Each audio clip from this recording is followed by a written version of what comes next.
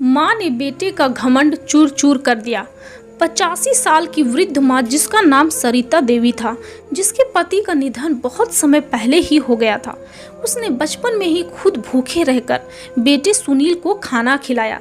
रात दिन मेहनत कर सिलाई का काम करके बेटे को अच्छे स्कूल में पढ़ाया, उसका पालन पोषण अच्छे से किया। आज वही बेटा सुनील बड़ा हो चुका था। सुनील कमाने के लिए शहर चला गया था। कुछ समय बाद सुनील को एक अच्छी नौकरी भी मिल गई। इसी दौरान उसकी शहर में कई दोस्त भी बन गए। उनमें से एक दोस्त के घर पर रहता था। वक्त बीतता गया, काम चलता रहा। अब उसे नौकरी में तरक्की मिलती गई। उसकी वेतन भी अच्छी खासी हो गई थी। वह शहर में काम करके बहुत खुश था। आज सुनील का जन्मदिन है। लोगों ने ऑफिस में उसे जन्मदिन की बहुत सारी बधाई दी। शाम को ऑफिस से आते ही अपने दोस्तों को साथ लेकर शहर के एक बड़े होटल में उसने बहुत बड़ी पार्टी रखी। पार्टी खत्म होते ही सारे दोस्त अपने अपने घर चले गए।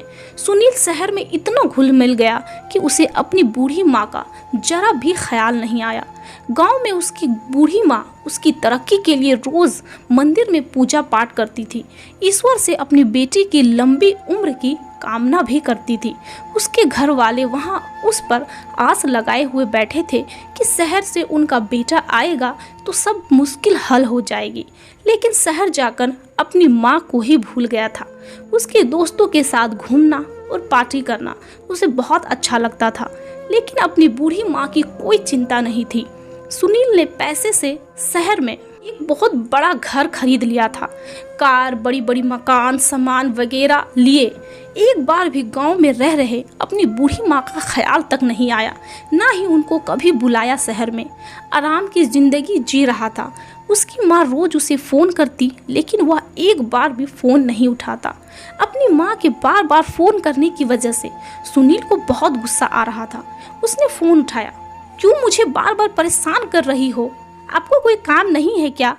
माँ ने शांत भरे लफ्ज़ों में कहा, बेटा तू एक बार मिलने के लिए हमारे पास आ जा। मुझे और कुछ भी नहीं चाहिए बेटा।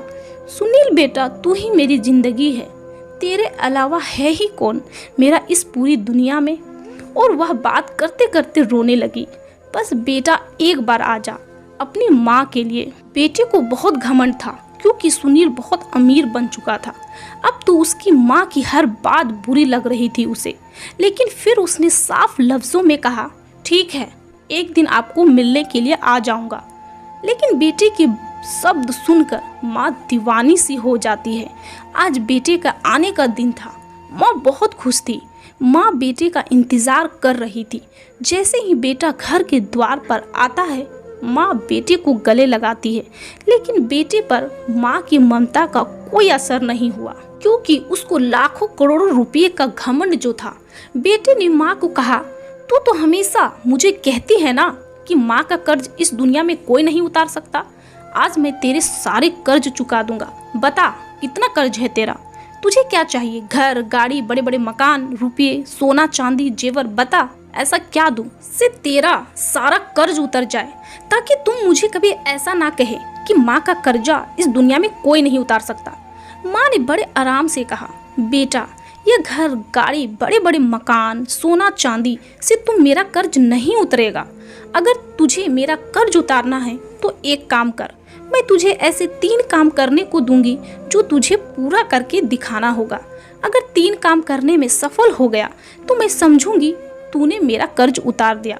बेटे ने कहा, हाँ माँ, तुम मुझे 3 काम तो क्या, मुझे 20 काम दे दो। मैं तुम्हारे हर काम को पूरा करके दिखाऊंगा। पर मुझे करना क्या होगा? माँ ने आज बेटे का पहला काम दिया, जिसमें माँ ने कहा कि कहे अनुसार बेटे को 5 किलो वजन का पत्थर अपने पेट पर बांधना था। उसने 5 किलो वजन के पत्थर अपने पेट पर बांधा और वहां से चला गया। अब उसे पत्थर बांधे बांधे ही दिन भर का सारा काम करना था, लेकिन उसके लिए ऐसा करना बहुत मुश्किल हो रहा था।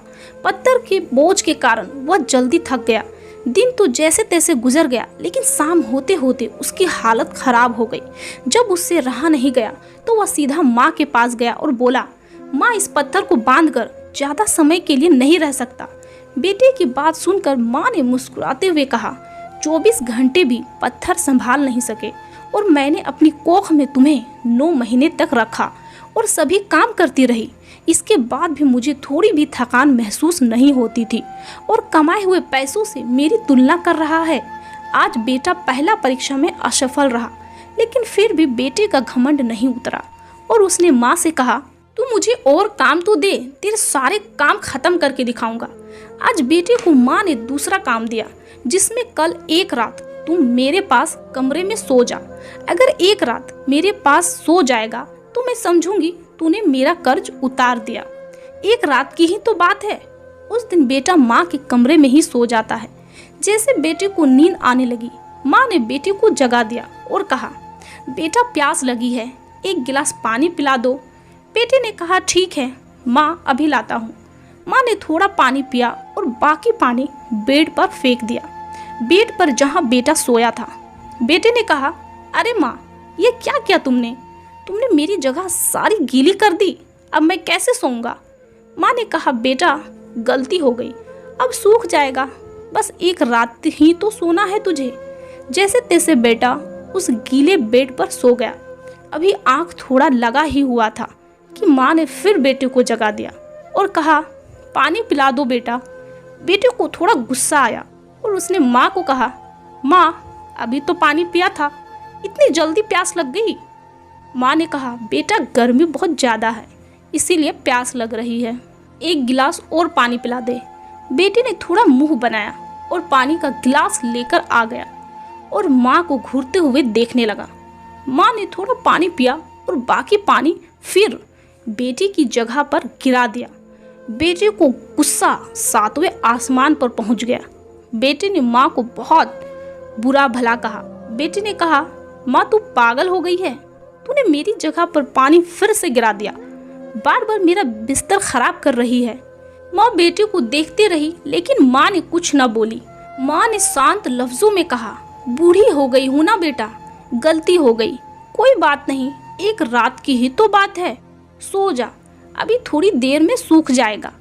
काफी देर तक नींद नहीं आई बेटे को, लेकिन 1 घंटे बाद फिर नींद से बेटे की आंख भारी होने लगा और अभी उसने सोना स्टार्ट ही किया था, तभी माँ ने बेटे को फिर से उठा दिया और कहा, पानी। माँ ने इतना कहा ही था कि बेटा गुस्सा कर उठा और बोला, फाड़ में जाए तू और तेरा कर्जा, मैं जा रहा हूँ अपने कमरे में सोने। इतना सुनते ही माँ ने बेटे की गाल पर एक जोरदार तमाचा मारा और कहा, तू मेरा कर्जा उतारने चला था, एक बार मेरे कमरे में सो गया, उस दिन मैंने सिर्फ 2 बार तेरा बिस्तर गीला कर दिया तो तू भाग रहा है यहाँ से। मैंने तो तेरा बिस्तर साफ पानी से गीला किया, लेकिन जब तू छोटा था तो मेरा बिस्तर अपने मल मूत्र से गीला करता था और मैं गीले में सोती थी और तुझे सूखे बिस्तर पर लेटाती थी, सारी रात तेरी गंदगी में सोती थी। फिर भी मेरा प्यार तेरे लिए कम नहीं हुआ। आज बेटा दूसरी परीक्षा में भी असफल रहा है तू, लेकिन अब भी बेटे का घमंड खत्म नहीं होता है। और काम तो दे, मैं तुम्हारा सारे काम खत्म करके दिखाऊंगा, बेटे ने ताव से कहा।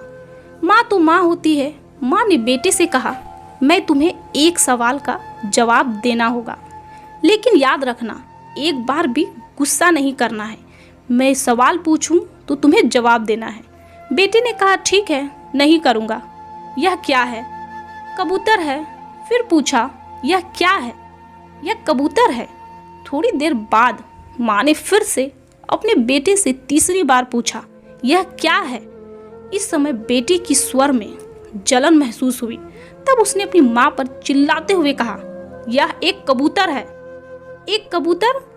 थोड़ी देर बाद माँ ने फिर से अपने बेटे से चौथी बार पूछा, यह क्या है? बेटा अपनी माँ पर चीखा चिल्लाया और कहा, मुझसे बार बार एक ही सवाल क्यों करती हो? हालांकि कितनी बार बता मैं चुका हूँ, क्या है? एक कबूतर है। आपको समझ क्यों नहीं आ रहा है? थोड़ी देर बाद माँ अपने कमरे में गई और एक पुरानी डायरी लेकर वापस आई, जिसमें उन्होंने अपने बेटे के जन्म के बाद से बनाए रखा था। उन्होंने एक पेज खोला और उसे अपने बेटे को पढ़ने के लिए कहा। उसमें लिखा था, आज मैं सोफे पर बैठी थी, मेरा 4 साल का छोटा बेटा सोफे पर मेरे साथ था। एक कबूतर खिड़की पर आकर बैठ गया था। मेरे बेटे ने मुझसे बार बार, यहाँ तक कि 30 बार मुझसे पूछा कि यह क्या है। मैंने उसे 30 बार जवाब दिया, यह एक कबूतर है। मैंने उसे हर बार प्यार से गले लगाया और उसने फिर 30 बार मुझसे वह सवाल पूछा कि क्या है। माँ का जवाब देने में कोई जलन नहीं, कोई गुस्सा नहीं था। और आज सिर्फ 4 बार माँ ने अपने बेटे से यही सवाल पूछा तो बेटे को गुस्सा आया। आज तीनों परीक्षाओं में बेटा असफल रहा और बेटे का घमंड पूरी तरह से उतर गया था। बेटा रोए जा रहा था जब उसने यह सब सुना और पढ़ा। और माँ ने बेटे को कहा, बेटा तुम्हारा यह घर, लाखों करोड़ों रुपए, कार, बड़े बड़े मकान, सोने चांदी, एक माँ की ममता के आगे कुछ नहीं। दुनिया की हर चीज़ माँ की ममता के आगे कुछ नहीं होती है। दोस्तों, अपने पैसे का रोब अपने माता पिता को कभी मत दिखाइएगा, क्योंकि उन्होंने अपना सब कुछ छोड़कर, अपना सब कुछ हार कर आपको जिताया है। ये कहानी आपके दिल को छू गई होगी तो मुझे पता है आप इसे लाइक ज़रूर करेंगे। हम आपके लिए ऐसे अच्छे वीडियो हमेशा लाते रहते हैं, इसीलिए आप इस चैनल को सब्सक्राइब तो ज़रूर करें।